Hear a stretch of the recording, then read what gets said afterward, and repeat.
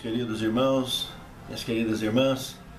É com prazer que cumprimento a todos e com alegria de podermos, mais uma vez, através do estudo da lição da Escola Sabatina, nos reencontrarmos e estudarmos a Palavra de Deus. Eu gostaria de convidá-los para uma palavra de oração. Senhor Deus, muito obrigado por tudo que Tu tens feito por nós, pelas Tuas bênçãos, o Teu cuidado, o Teu carinho, o Teu amor por nós.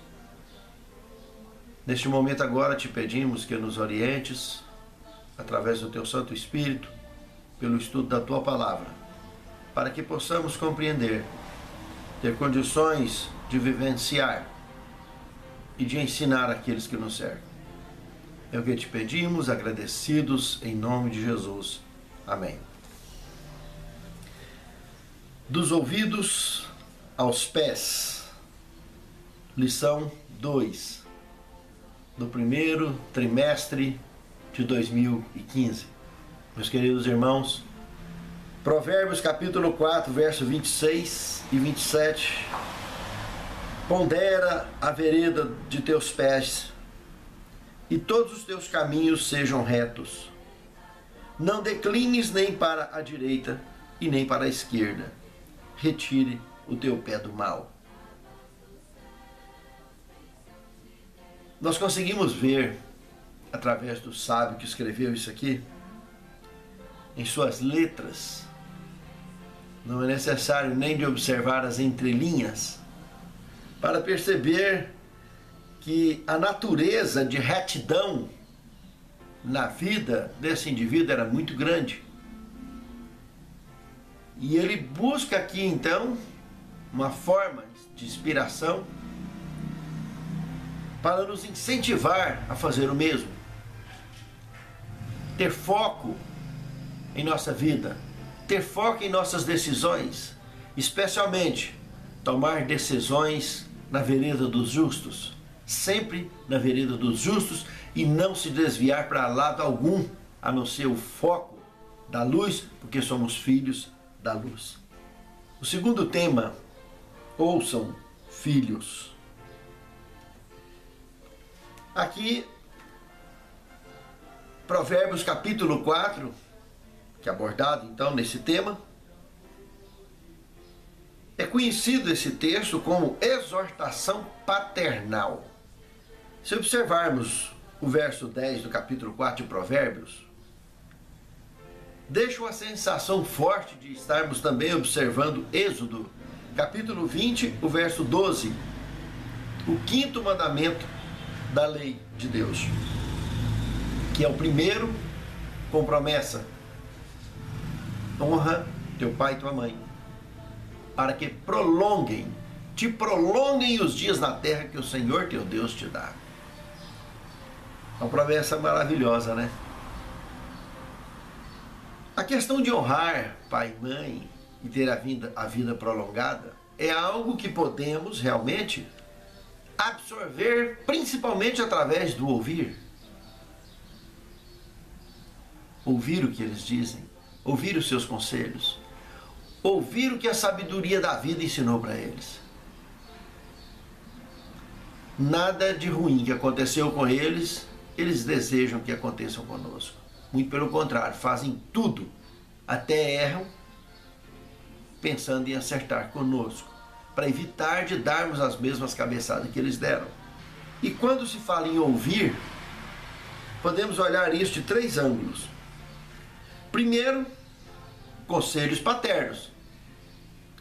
Segundo, conselhos da vida. Nem todos tiveram a oportunidade, ou terão a oportunidade, de ouvir dos seus pais biológicos os conselhos. Quantos que perdem os pais biológicos ainda na infância? Quantos que não foram criados por seus pais biológicos, mas aí ouvirão dos seus pais adotivos? E se assim mesmo, de alguma maneira, se virou sozinho na vida, não ficou sozinho, porque Deus não desampara de forma alguma os seus filhos. Aí os conselhos da vida posicionará na segunda maneira de ouvirmos os conselhos através da nossa vida, a lição da vida é muito dura, mas muito seguro, muito sólido os resultados. E a terceira forma de ouvir, como sublimação da história. Afinal, cada um de nós escrevemos nossa própria história. Cada um de nós viramos a nossa própria página da história. E nas entrelinhas da nossa vida, ou de estudarmos a história, a própria história da humanidade, a história dos nossos pais, a história da nossa cultura, da nossa sociedade, de alguma maneira, você está ali, como extensão dela, virando no presente mais uma página, compondo de alguma maneira a história deste mundo e a sua história. E você para prestar atenção em que parte dessa história você está? Qual é a sua contribuição? Qual é a sua participação? Como você pretende auxiliar, virando mais uma página da história deste mundo? Já pensou nisso? Só tem duas formas de virarmos: ou como filhos da luz, ou como filhos das trevas. A escolha é nossa. E os resultados já estão lá. Não é predestinação. Luz leva à vida. Trevas leva à morte. Morte eterna. Em suma, Mateus 13, 44 e Jeremias 29, 13, na vitalidade desses dois textos bíblicos, nós vimos que no ouvir descobrimos a convicção que em nosso seio há um tesouro inexplorável e inesgotável, o Reino de Deus. Tanto Jeremias quanto Mateus trabalharam com essa orientação divina. Sabe, irmãos? Compreender a existência do Reino de Deus e principalmente encontrar Ele dentro de nós. Que Jesus comentou, alguns dizem ele aqui, ele acolá, mas Ele está dentro de vós. O Reino de Deus está dentro de vós. Que adianta as pessoas às vezes ficarem pregando o Reino de Deus, vindo em glória e majestade, tudo bem, ele vai vir. Mas se não encontrar Ele aqui dentro primeiro, jamais o encontrará lá na glória. Porque Ele aqui dentro, você encontrou a vitória de Cristo.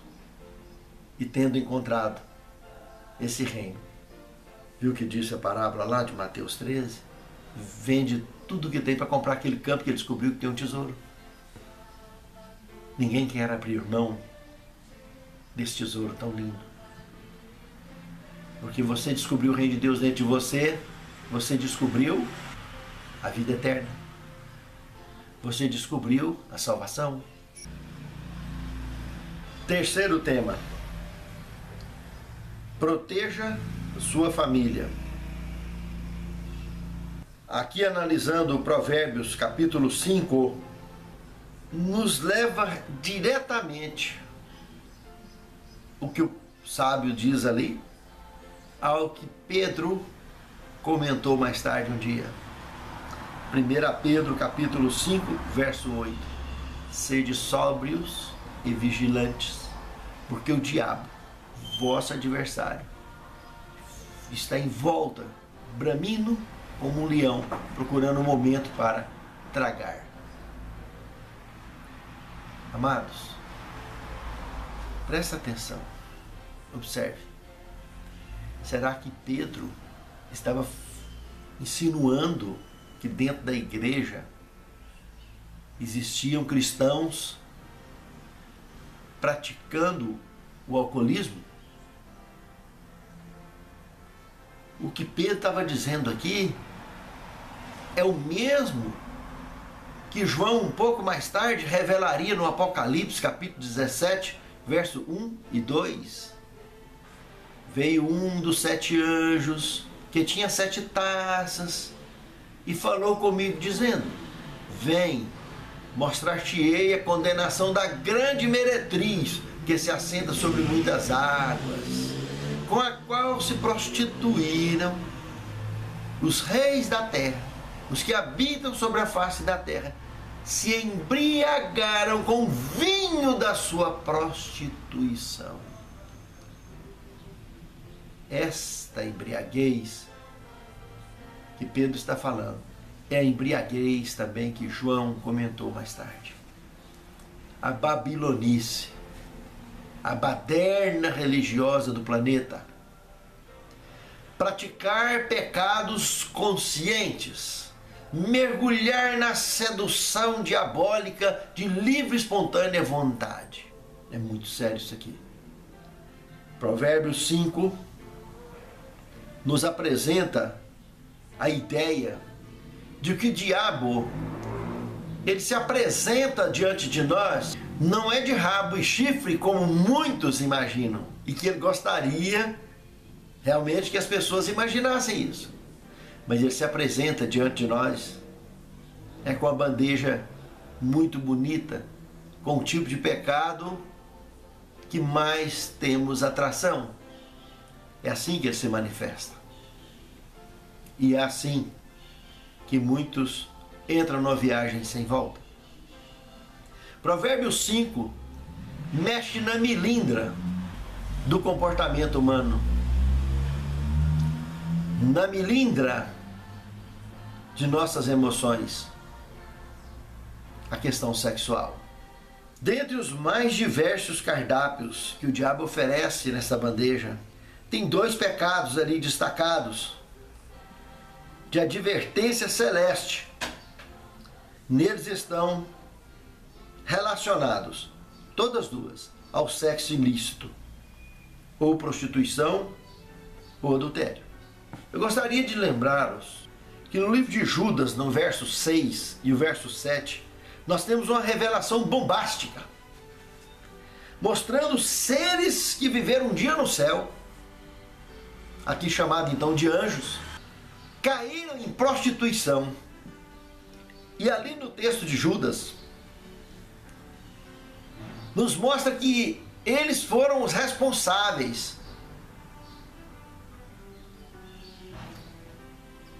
pela queda de Sodoma e Gomorra. Isso nos fica também uma ideia que essa iniciação perversa de sexualidade de Sodoma e Gomorra é fruto da especialização de demônios que se especializaram nesse tipo de pecado.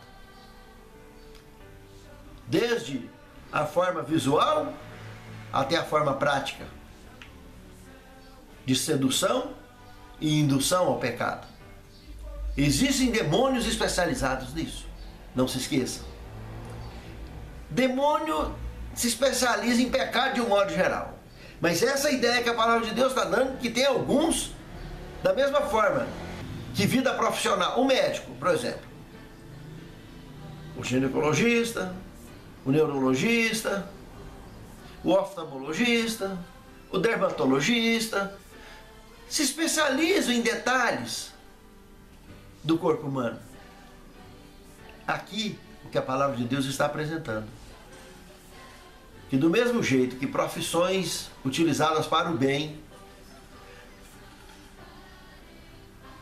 o mal também tem especialidades. O tráfico de arma, tráfico de drogas, pequenos furtos, furto disso, furto daquilo. A própria Constituição no mundo inteiro, em todos os países da Terra, tem de forma classificada punições de cada tipo de crime. No mundo das trevas, nas potestades das trevas, aqui está uma revelação que serve de paralelo poderoso, comparativo ao que Provérbios capítulo 5 está falando acerca do adultério, acerca da prostituição, acerca do envolvimento com a sedução, que verdadeiramente é uma forma de desintegrar a família. Quantos casamentos, quantos namoros, quantos noivados foram sepultados antes mesmo de existirem, de maneira real. Pare para pensar nisso.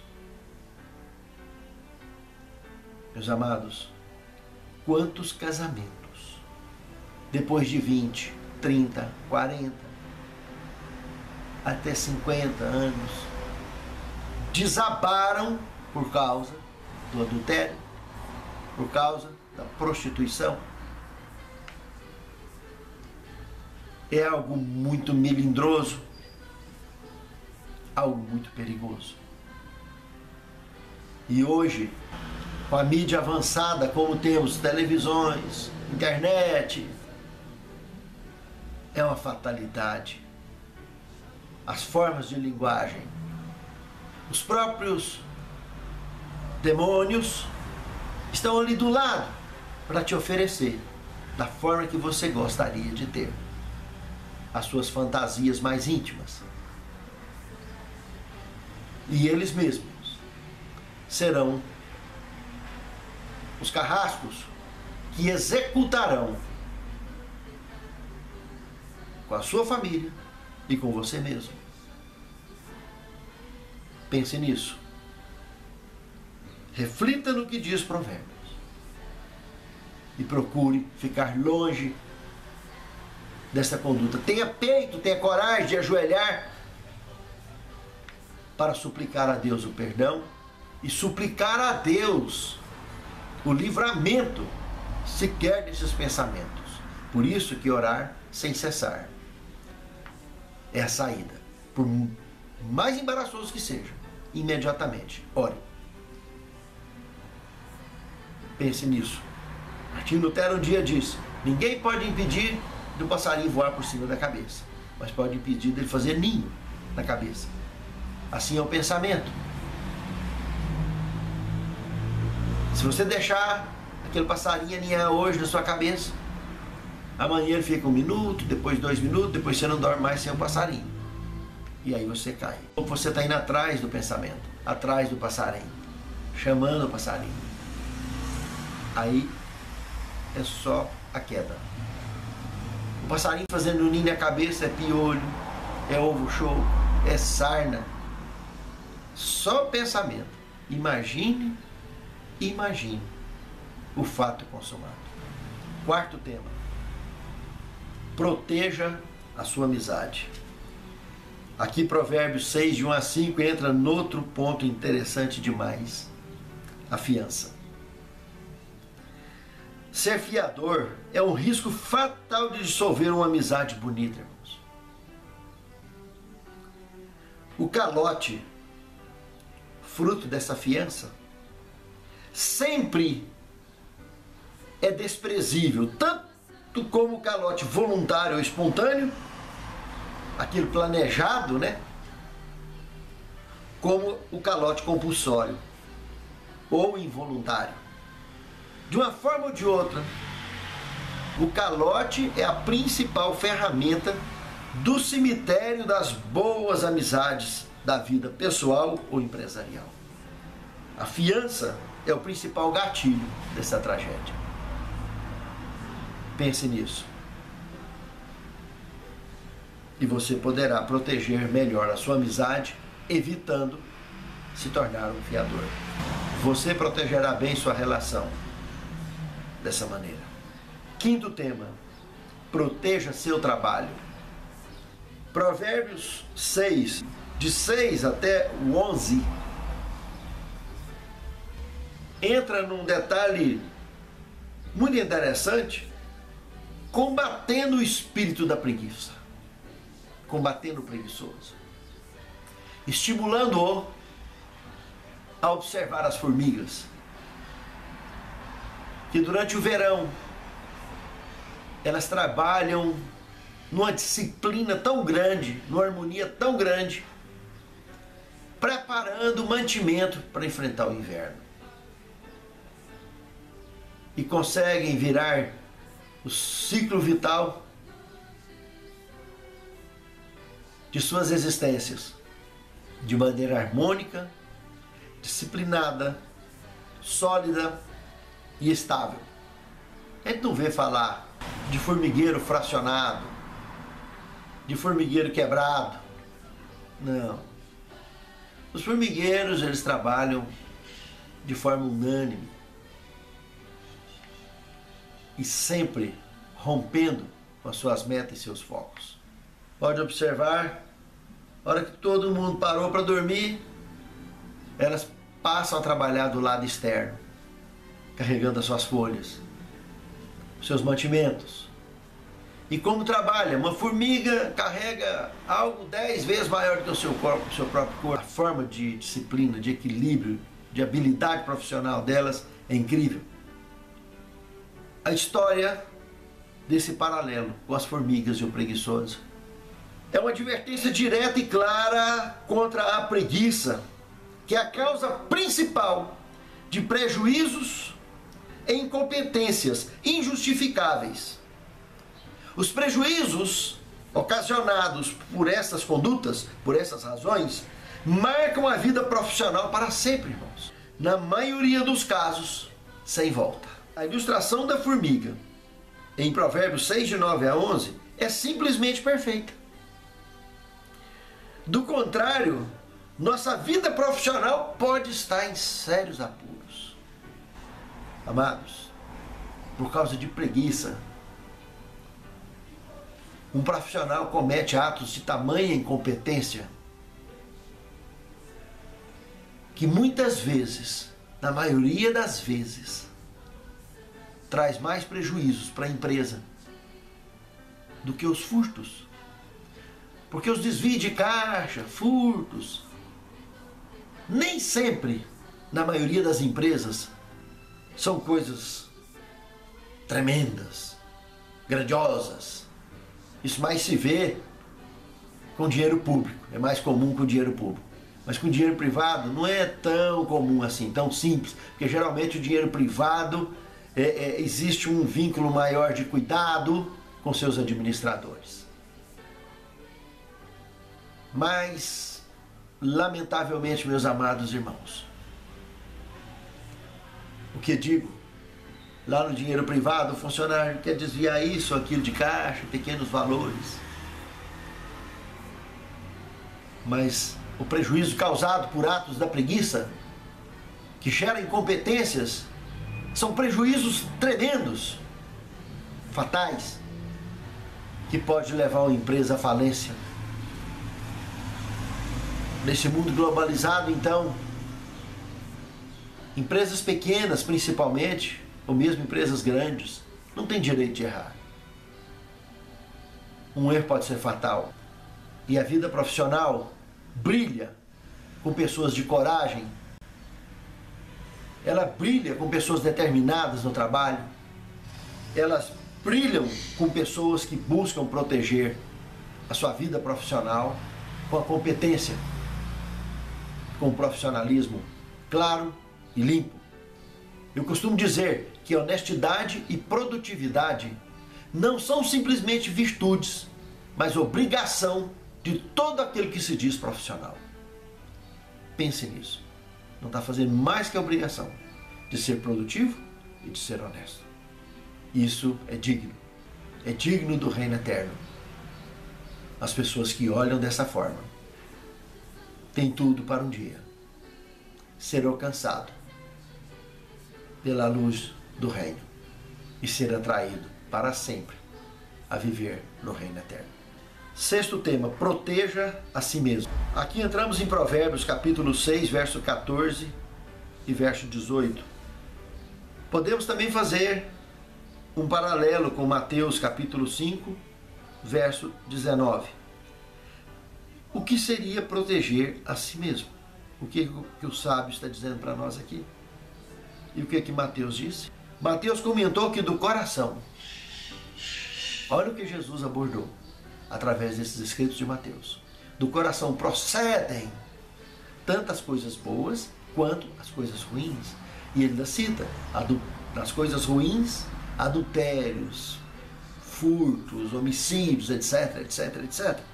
Observando o que Provérbios, capítulo 6, se estendermos então do verso 12 ao verso 19, entra em pleno detalhe. Ali se comenta que, especialmente do verso 16 ao verso 19, 6 coisas que o Senhor detesta, ou 7 que aborrece muito, que ele abomina. Preste atenção. A primeira delas, olhos altivos, nariz empinado, mitidez. Já parou para pensar nisso, irmão? Isso aborrece a Deus. A gente querer ser mais do que os outros. E Jesus comentou: todo aquele que se exaltar será humilhado. Não se esqueça que todos somos mortais, rico ou pobre, bonito ou feio, forte ou fraco, sadio ou doente. No 7 palmos, a formiga entra no nariz e sai no ouvido igual de todo mundo. Por isso, jamais devemos ter olhos altivos. Segundo, língua mentirosa. Lá no Novo Testamento, no Evangelho de João, capítulo 8, verso 44, ele comenta sobre isso. Que todo mundo que quando mente se torna filho do diabo, porque ele é mentiroso e homicida desde o princípio. Olha só o que está junto com a mentira: o homicídio, desde o princípio. E não é por a menos que é o segundo ponto aqui comentado pelo sábio, há quantos e quantos anos antes de Cristo, que a mentira aborrece a Deus. Terceiro, mãos assassinas de sangue inocente. Quarto, coração que maquina iniquidade, o tempo todo está só maquinando iniquidade. 5, pés que se apressam para o mal. Sexto, testemunha falsa. 7, quem semeia contenda entre irmãos. Observe tudo isso aqui, meus amados. São sementes da maldade, escolhidas a dedo por Deus como coisas espiritualmente, do ponto de vista espiritual, são hediondas, são abomináveis. E é uma forma de nos protegermos a nós mesmos, evitando essas sementes da maldade. Pense nisso. O último tema, o 7º tema: conhecereis a verdade, e a verdade vos libertará. Aqui eu citaria um texto de Educação, página 189. O estudante da Bíblia deve ser ensinado a se aproximar dela no espírito de aprendiz. Devemos pesquisar suas páginas não à busca de provas com que manter nossas opiniões, mas com o fim do saber, de saber o que Deus diz para mim e para você. Pense nisso, meu amado irmão, pense nisso, minha amada irmã, para que possamos alcançar corações sábios no nosso viver diário, para a honra e para a glória do nosso Deus. Santo Deus, muito obrigado pelo teu cuidado por nós, pelas tuas bênçãos e por lições tão objetivas e claras para a nossa conduta diária. Capacita-nos, Senhor, a compreendê-las com determinação e especialmente com a mesma determinação em praticar e ensinar aos que nos cercam. Dirige as nossas vidas, toma-nos em tuas mãos, para que um dia tu possa nos tomar em teus braços, para que nós verdadeiramente, para todo sempre, possamos um dia morar contigo e aqueles que nos cercam nos acompanhar nessa jornada maravilhosa. É o que te pedimos, é o que te agradecemos, em nome de Jesus. Amém, Senhor.